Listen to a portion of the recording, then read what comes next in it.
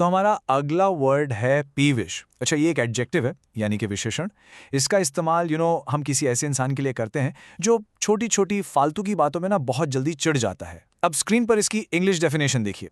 पीविश means adjective easily irritated specially by unimportant things. चलिए आप देखते हैं कि इससे सेंटेंस में कैसे यूज करते हैं। जैसे कि ये sentence, after a long day of meetings he was feeling peevish. इसका सीधा सा मतलब है कि दिन भर मीटिंग्स के बाद वो काफी चिड़चिड़ा सा फील कर रहा था। और ये तो हम सबके साथ होता है ना, जब हम थक जाते हैं या दिन बहुत लंबा होता है तो छोटी छोटी चीजें भी हमें परेशान करने लगती हैं। बस उसी फीलिंग को बताने के लिए ना पीविश एकदम परफेक्ट वर्ड है। ओके, अब एक और एग्जाम्पल देखते हैं।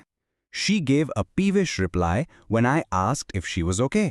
अब यहाँ देखिए, peevish वर्ड किसी इंसान के लिए नहीं बल्कि उसके रिप्लाई यानी उसके जवाब के लिए यूज हुआ है। मतलब जब मैंने उससे पूछा कि क्या तुम ठीक हो तो उसने बड़े चिड़चिड़ेपन से जवाब दिया। तो ये बात जरूर याद रखिएगा कि पीविश सिर्फ इंसान को ही नहीं, उसके बिहेवियर को या उसके बोलने के तरीके को भी डिस्क्राइब कर सकता है। अच्छा, ये एग्जाम्पल तो आप सबको जरूर रिलेट करेगा। The toddler became peevish and fussy when he missed his nap. Simple सा मतलब है कि जब छोटे बच्चे की नींद पूरी नहीं हुई, जब वो सोया नहीं, तो वो चिड़चिड़ा और थोड़ा फसी हो गया। बच्चों का जो ये क्रैंकी बिहेवियर होता है ना, उसके लिए पीविश वर्ड काफी इस्तेमाल होता है। तो चलिए अब देखते हैं कि ये वर्ड फॉर्मल जगहों पर जैसे न्यूज रिपोर्ट्स में कैसे यूज होता है। कोट है, the report noted a peevish tone in the public's response to the new regulations. इसका मतलब हुआ कि रिपोर्ट में लिखा था कि नए नियम कानूनों पर लोगों का जो रिस्पॉन्स था, जो प्रतिक्रिया थी, उसमें एक नाराजगी, एक चिड़चिड़ापन साफ दिख रहा था।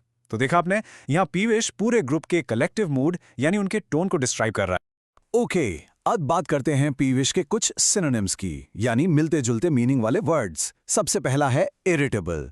इसका मतलब भी वही है जो आसानी से चिढ़ जाए। फिर आता है ग्रम्पी। आपने सुना होगा ना, कोई इंसान जो हमेशा गुस्से में या खराब मूड में रहता है। और आखिर में है क्रैंकी। इसका मतलब भी चिड़चिड़ा ही होता है, खासकर जब नींद पूरी ना हुई हो।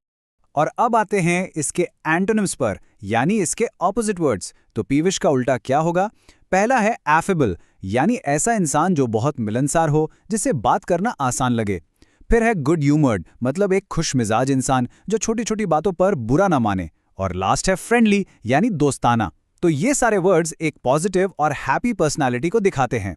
बस आज के लिए इतना ही। मिलते हैं नेक्स्ट वीडियो में। Happy learning, bye bye.